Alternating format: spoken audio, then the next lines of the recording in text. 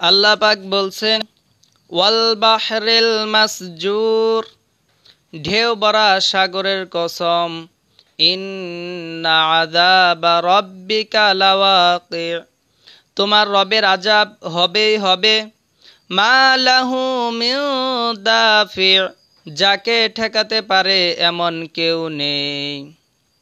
আল্লাহ পাক কসম করে বলতেছেন যে তোমার রবের আযাব এটা হবেই হবে। একটা কথাকে আল্লাহ তাআলা দৃঢ়ভাবে বিশ্বাস করাবার জন্য কসম করে বলছেন যে তোমরা যদি দুনিয়াতে খারাপ কাজ করো তাহলে অবশ্যই তোমাদেরকে শাস্তি দেওয়া হবে। এই জন্য আল্লাহ পাক কসম করে বলছেন ওয়াল বাহরিল মাসজুর, ঢেউ ভরা সাগরের কসম, ইন্না আযাবা রাব্বিকা লাওয়াকি, তোমার রবের আযাব হবেই হবে, মা লাহু মিন দাফি, যাকে ঠেকাতে পারে এমন কেউ নেই। আল্লাহ পাকের শাস্তি এটা ঠেকিয়ে রাখতে পারবে এমন কোনো শক্তিশালী আসমানের নিচে জমিনের উপরে কোনো কিছু নেই যা আল্লাহ পাকের শাস্তিকে ঠেকিয়ে রাখবে। দুনিয়াতে অপরাধ করে টাকার বিনিময়ে ছাড় পাওয়া যায়, কিন্তু যে ব্যক্তি আল্লাহ পাকের কাছে ধরা পড়ে যাবে, হাসরের ময়দানে যে ব্যক্তি ধরা পড়ে যাবে, তখন উৎকুচ দিয়ে ঘুষ দিয়ে আপনি ছাড়া পাবেন না। এই জন্য আল্লাহ পাক বলছেন মা লাহু মিন দাফি, যাকে ঠেকাতে পারে এমন কেউ নেই।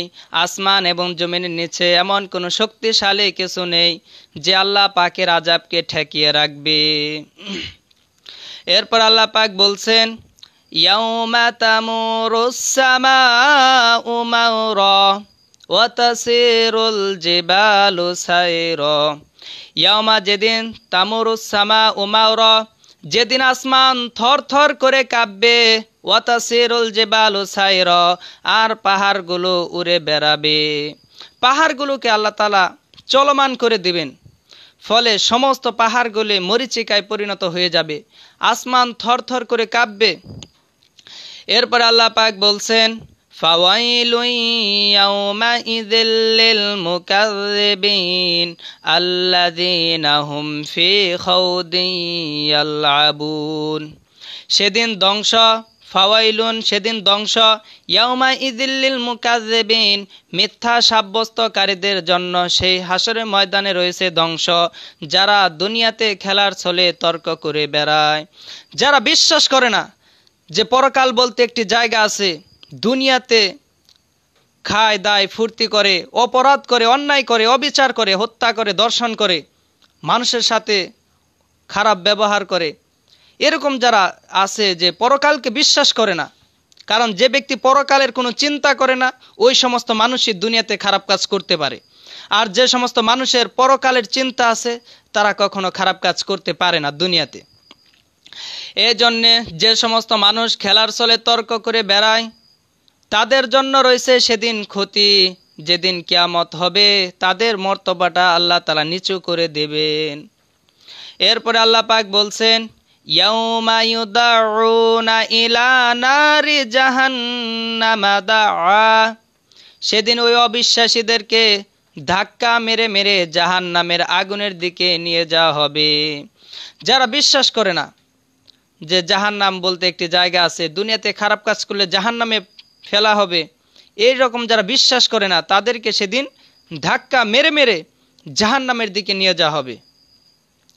এরপরে আল্লাহ পাক বলছেন হাযিহিন নারুল্লাতী কুনতুম বিহা তুকাযযিবুন, তখন তাদেরকে বলা হবে এখন বলো হাযিহিন নারুল্লাতী কুনতুম বিহা তুকাযযিবুন, তোমরা তো দুনিয়াতে থাকতে মিথ্যা বলতে, মিথ্যা বলে উড়িয়ে দিতে, এখন এই যে সেই জাহান্নাম, আফাসিহরুন হাযা আম আনতুম লা তুবসিরুন, এখন বলো এটা কি জাদু নাকি তোমরা দেখতেই পাচ্ছ না।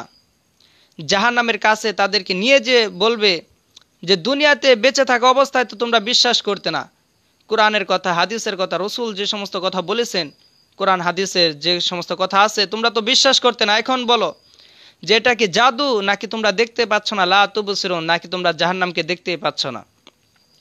এরপর আল্লাহ পাক বলছেন ইসলাউহা ফাসবিরু আও লা তাসবিরু সাওয়াউন আলাইকুম, ইসলাউহা ওই জাহান্নামের মধ্যে এখন প্রবেশ করো, ফাসবিরু আও লা তাসবিরু সাওয়াউন আলাইকুম, তোমরা ওই জাহান্নামের শাস্তি সহ্য করতে পারো আর নাই পারো উভয় সমান। তোমরা জাহান্নামে যাও, এখন তোমরা জাহান্নামের আযাব সহ্য করতে পারো আর নাই পারো উভয় সমান। কোনো ব্যক্তি কি জাহান্নামের আযাব সহ্য করতে পারবে? অসম্ভব, ইম্পসিবল। জাহান্নামের আযাব সহ্য করতে কেউ পারবে না, কারণ জাহান্নামের মারাত্মক আযাব। দুনিয়াতে মানুষ একটু কষ্ট পেলে তখনই বলে যে আমার মৃত্যু হয় না কেন, আমি মরে যাই না কেন। আর জাহান্নামে যে ব্যক্তি যাবে তার কোনো মৃত্যু হবে না। দুনিয়ার বুকে যদি কোনো মানুষের শরীরে আগুন ধরে, কিছুক্ষণ শরীর পোড়ার পর সে মৃত্যুবরণ করে, কিন্তু জাহান্নামের আগুন এমন, শরীর পুড়তে পুড়তে একদম কলিজায় আগুন ধরে যাবে, এরপরেও তার মৃত্যু হবে না। এত মারাত্মক জাহান্নাম, সে তখন আর মৃত্যু হবে না।